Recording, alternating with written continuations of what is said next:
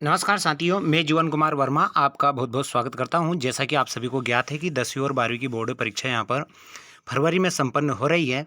तो आपको बता दें कि इस वीडियो में हम देखेंगे कि जो कि आज कक्षा 10वीं का विज्ञान का यानी साइंस का पेपर संपन्न हुआ है। तो इस यूट्यूब चैनल के माध्यम से हम इस पेपर को कंप्लीट ही करेंगे।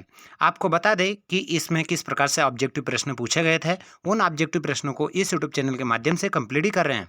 और आपको बता दें, यदि आप हमारे इस चैनल पर नए हैं तो प्लीज़ चैनल को सब्सक्राइब करें, लाइक करें और शेयर करें। तो चलिएगा फटाफट से हम इसके जो ऑब्जेक्टिव प्रश्न हैं, यानी प्रश्न क्रमांक 1 से 5 तक ऑब्जेक्टिव प्रश्न दिए गए थे, जो कि 30 नंबर के थे और प्रत्येक के लिए 1 अंक निर्धारित किया गया था। तो चलिएगा पहले प्रश्न की तरफ बढ़ते हैं और पहला प्रश्न था, इसमें सही विकल्प चुनकर लिखिए। पहला दिया था, लोहे के फ्राइंग पैन को जंग से बचाने के लिए निम्नलिखित में से कौन सी विधि उपयुक्त की जाती है। तो आपको बता दें कि इस पे जिंक की परत चढ़ाकर की जाती है, यानी जिंक इससे कम क्रियाशील है। ब्यूटेनॉन चतुर कार्बन यौगिक है, जिसका क्रियात्मक जो समूह होता है वो कौन होता है, हमारा कीटोन होता है। इसी के बाद में अगला दिया है हमें, वो है पायरोविट के विखंडन के यहाँ कार्बन डाइऑक्साइड जल तथा ऊर्जा देता है और यहाँ क्रिया कौन सी होती है। तो ये कहाँ पर होती है, माइटोकॉन्ड्रिया में होती है। दो तंत्रिका कोशिकाओं के मध्य खाली स्थान को क्या कहा जाता है, सिनेप्स कहा जाता है।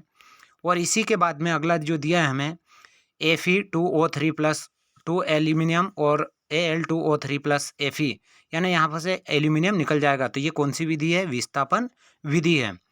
अपच का उपचार करने के लिए निम्नलिखित में कौन सी औषधि का उपयोग किया जाता है। तो एंटासिड का उपयोग किया जाता है। NSC वाला राइट आंसर था। इंग्लिश मीडियम वाले भी इसी को देख लीजिएगा। इसी के बाद में अगला जो प्रश्न दिया है हमें, रिक्त स्थानों की पूर्ति कीजिएगा। पहला वाला है, लघु पतन के समय परिपथ में विद्युत धारा का मान क्या हो जाता है, अधिक बढ़ जाता है। हमारे द्वारा उत्पादित कचरे का निपटारण एक गंभीर समस्या है, प्रदूषण की बहुत ही गंभीर समस्या है। सामान्य दृष्टि के वयस्क के लिए सुस्पष्ट दृष्टि की न्यूनतम दूरी कितनी होनी चाहिए, 25 सेंटीमीटर होनी चाहिए। प्रकाश के प्रकीर्णन के कारण आकाश का रंग कैसा नीला दिखाई देता है। विद्युत शक्ति का जो SI मात्रक क्या होता है, वाट होता है। और विभवांतर की माप का एक यंत्र की जाती है, जिसे क्या कहा जाता है, वोल्ट मीटर कहा जाता था। यानी इस प्रकार से ये थे रिक्त स्थान, प्रश्न क्रमांक 2। चलिएगा इसी के बाद में अगले प्रश्न की तरफ बढ़ते हैं। और अगला प्रश्न जो दिया है हमें, वो दिया है हमें सत्य असत्य। पहला दिया है, वे पदार्थ जो जैविक प्रक्रम द्वारा अपघटित हो जाते हैं अजैव नियमनीकरण कहलाते हैं। ये असत्य है, जैव नियमनीकरण आता है इसमें। अगला दिया है, DNA का पूरा नाम क्या है, डी ऑक्सीराइबो न्यूक्लिक अम्ल, यानी ये हमारा सत्य है। हाइड्रा के कोई टुकड़ों में काट दिया जाए और प्रत्येक टुकड़ा विकसित होकर एक पूर्ण जीव का निर्माण करता है, इसे पुनरुद्धारण कहते हैं, यह सत्य है। ऊष्माक्षेपी रासायनिक अभिक्रिया में ऊष्मा का अवशोषण होता है, यह असत्य है। दो चुंबकीय क्षेत्र रेखाएं एक दूसरे को प्रतिच्छेद करती है, असत्य है, नहीं करती है। फ्लोरोकार्बन का उपयोग अग्निशमन के लिए उपयोग किया जाता है, ये बिल्कुल असत्य है, क्योंकि ये एक प्रदूषण है, इसका उपयोग नहीं किया जाता, ये असत्य है। इसी के बाद में अगले प्रश्न की तरफ बढ़ते हैं। और अगला प्रश्न बहुत ही सरल दिया गया था, जो कि इसमें क्या पूछा गया था हमसे, सही जोड़ी मिलाई है, यानी कॉलम ए से कॉलम बी को हमें मिलाना था। पहला दिया है इंसुलिन। तो इंसुलिन क्या करता है, हमें रक्त में शर्करा का नियमन करता है। संगमरमर कैल्शियम कार्बोनेट को कहा जाता है। सिरका जो कि क्या है, हमारा एसिटिक अम्ल है। ब्रोमीन एक द्रव अधातु है, जो कि हेलोजन है। बेंजीन जो होता है हमारा C6H6 होता है। और लिंग गुणसूत्र युग्मन क्या क्या होता है, हमारा Na होता है। तो ये थी सही जोड़ियाँ, इनको एक बार पुनः देख लीजिएगा आप। चलिए अगले प्रश्न की तरफ बढ़ते हैं।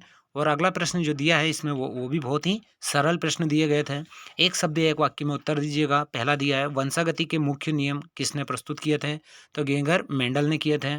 खतरे के संकेत का प्रकाश का रंग ही क्यों होता है। तो इसका प्रकीर्णन सबसे कम होता है। विद्युत ऊर्जा का व्यापारिक जो मात्रक होता है वो किलोवाट घंटा होता है। MRI का जो पूरा नाम क्या होता है, मैग्नेटिक रिजोनेंस इमेजिंग होता है। अगला दिया है, रक्तदाब किसे कहते हैं। तो हृदय रक्त को धमनियों में पंप करके धमनियों में प्रवाह करता है या विनिमय करता है। तो रक्त के द्वारा धमनियों पर लगाया गया दाब ही क्या कहलाता है, रक्तदाब कहलाता है। अगला दिया है, छठा, पादपों के तने की वृद्धि में सहायक हार्मोन का नाम लिखिए। तो ये जेब्रेलिन या ऑक्सिन आएगा। तो ये थे प्रश्न क्रमांक 1 से 5 तक प्रश्नों के जो ऑब्जेक्टिव प्रश्न थे, उनके आंसर। अगला जो छठा प्रश्न दिया है और ये जो प्रश्न दिए हैं, इनके जो आंसर रहेंगे वो अगले वीडियो में आपको प्रोवाइड करा देंगे। सभी छात्र एक बार पुनः देख लीजिएगा कि आपने किस प्रकार से परीक्षा में इनको कंप्लीट ही किया है।